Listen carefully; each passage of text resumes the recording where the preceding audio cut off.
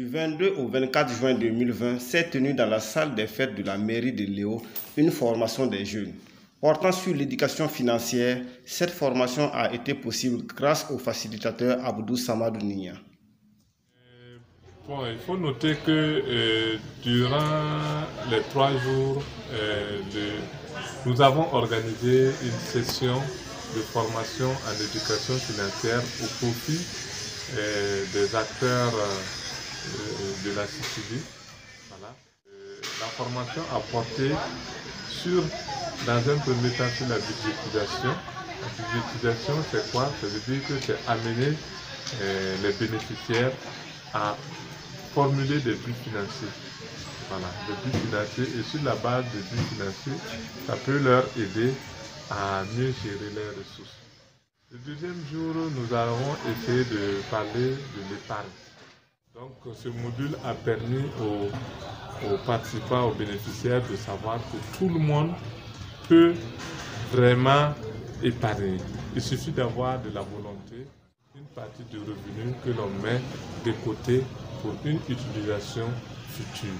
Donc ça peut être l'épargne en numéraire, ça peut être l'épargne en nature. Donc chaque personne doit voir en fonction de ses possibilités, en fonction de ses objectifs d'épargne, voilà le mode à utiliser pour pouvoir atteindre ses objectifs.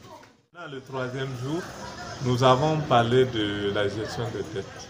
Voilà. La gestion des dettes, beaucoup de gens tombent dans des situations de faillite pour des raisons de mauvaise gestion des dettes. Voilà. C'est pour cela que les plus hautes autorités du ministère ont estimé qu'il faudrait aussi développer ce module-là au profit de la localité. Voilà.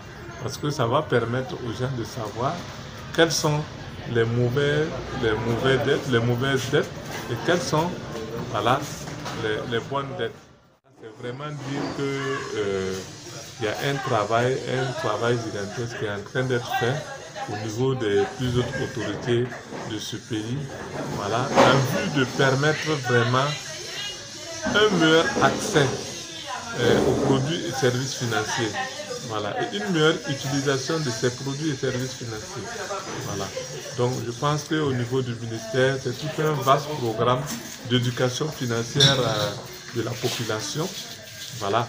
Au-delà de ça, je pense qu'il y a eu, le gouvernement a mis en place le Fonds national de la finance inclusive, voilà, qui va en tout cas abonder les systèmes financiers décentralisés partenaires, voilà, en vue de leur permettre d'accroître l'accès au crédit, voilà, sur le terrain, notamment aux populations les plus démunies, c'est notamment les jeunes, les femmes, voilà, le secteur de l'agriculture, le petit commerce, l'artisanat, et ainsi de suite.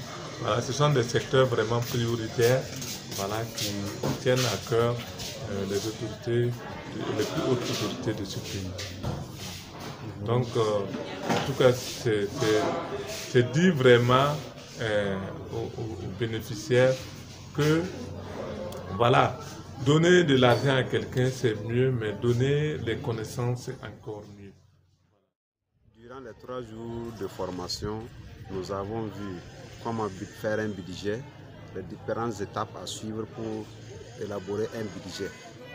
Pourquoi les biens fondés de l'épargne, comment gérer les dettes, les bons prêteurs, les mauvais prêteurs, les bons prêts, les mauvais prêts, les conséquences et les avantages. Bon, nous allons nous autofinancer d'abord en attendant que l'État nous vienne en appui. Je crois que surtout, cette formation est la bienvenue. Nous ne pouvons que remercier le ministère pour cette initiative et nous les recommandons de multiplier ce genre de formation car cela va améliorer le quotidien de la population.